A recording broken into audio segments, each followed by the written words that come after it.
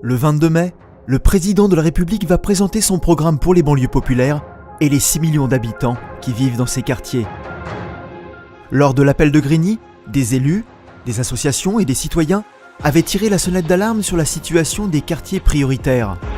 Emmanuel Macron avait alors chargé Jean-Louis Borloo de faire des propositions. Présenté le 26 avril, ce plan de bataille est le résultat d'un travail de co-construction de toutes celles et ceux concernés par le sujet qui se sont mobilisés après l'appel de Grigny et poursuivent les états généraux de la ville par un tour de France des solutions locales.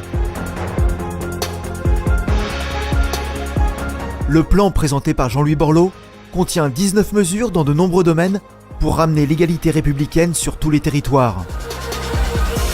C'est un élan donné pour relancer la rénovation urbaine, agir contre l'illettrisme, investir dans la petite enfance, grandir par la culture.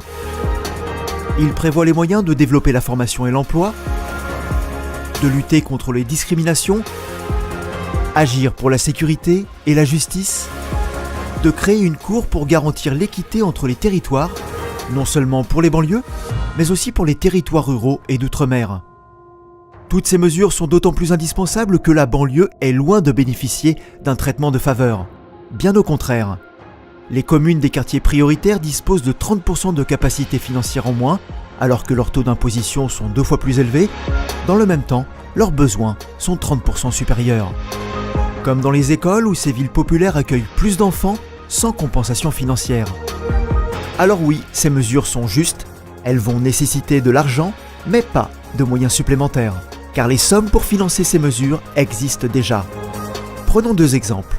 Chaque année, 32 milliards d'euros sont collectés pour la formation professionnelle. Le rapport Borloo propose que, sur cette somme, seulement 600 millions d'euros soient affectés pour financer plus d'apprentissage pour les jeunes de nos quartiers. Autre exemple, un excédent de 1,3 milliard d'euros est prévu en 2018 au sein de la Caisse nationale d'allocation familiale. Le rapport propose d'affecter 300 millions d'euros pour financer un programme ambitieux de socialisation et d'éducation pour les tout-petits dans nos quartiers. Ces mesures n'occasionnent donc aucune dépense supplémentaire pour le contribuable. Ce plan de bataille, c'est un investissement pour l'avenir, pour notre jeunesse, pour refaire enfin société et ramener la République dans tous les quartiers. Monsieur le Président, il n'y a pas de plan B, mais un plan Borloo. Alors dites-nous, droit dans les yeux, est-ce qu'on se le fait ensemble, ce bon plan pour la République ?